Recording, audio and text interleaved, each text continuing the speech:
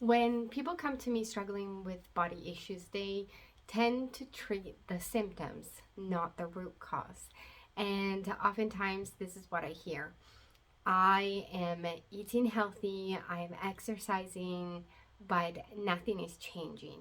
Like my body is not responding, or my body seems like it's not following my mind because I'm doing all these things: positive affirmation, mindset work, gratitude, and all these things, but my body's not responding. And I just want you to know that there is a deeper root cause you're not looking at.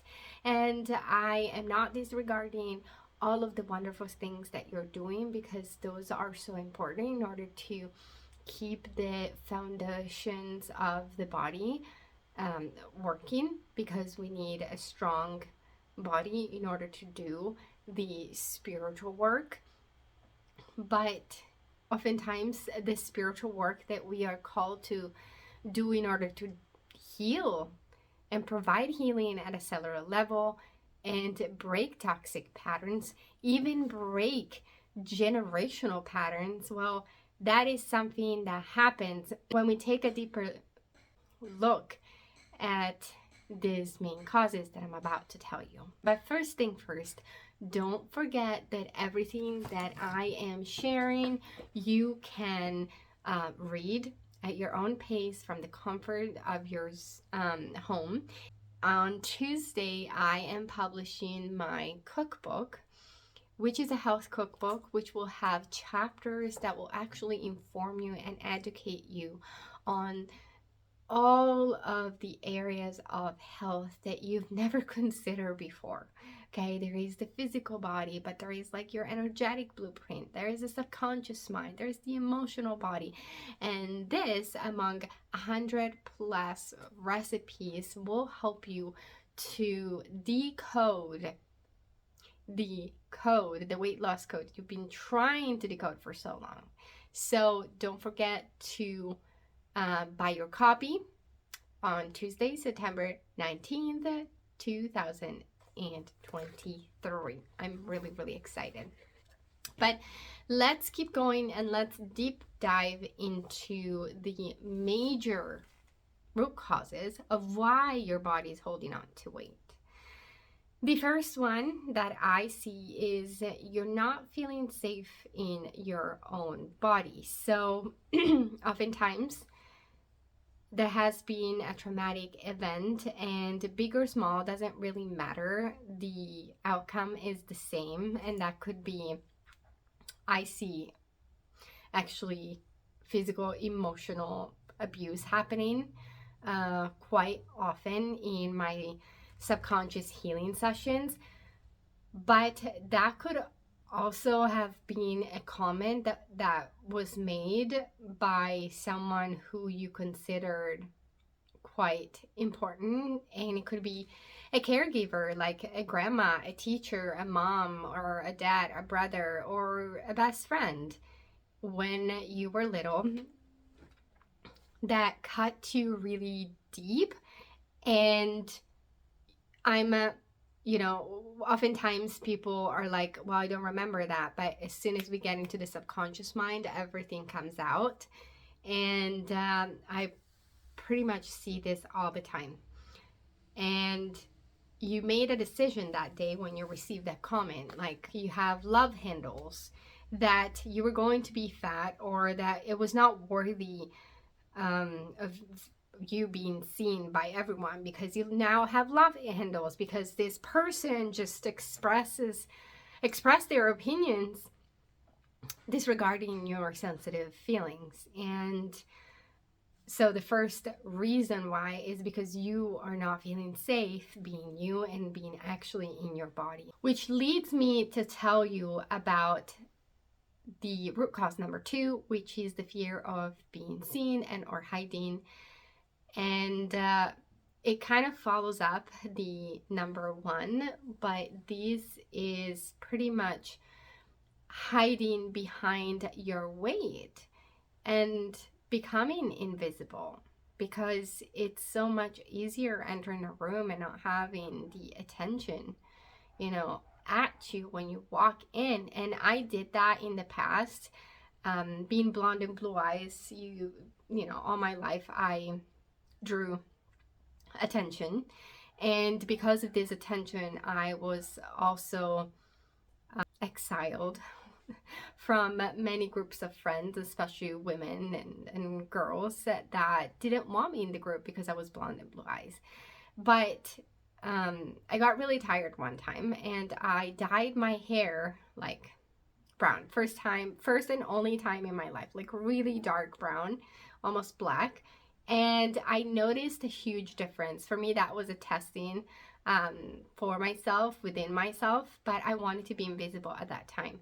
And it actually was a time that I was going through eating disorder and I just wanted to be invisible. And it actually worked because I wasn't the blonde, blue, skinny anymore. And so when I would enter a room, nobody would notice me. And I felt safe and comforted at the time.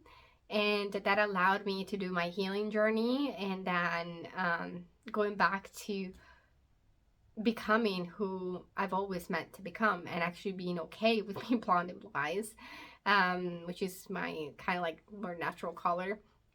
But this is who I am. And so this is completely true. So if you feel like you've been hiding, I'm encouraging you to take a look at this and dig a little bit deeper, because I promise you it's okay to be you and you're not that little girl or that little boy anymore.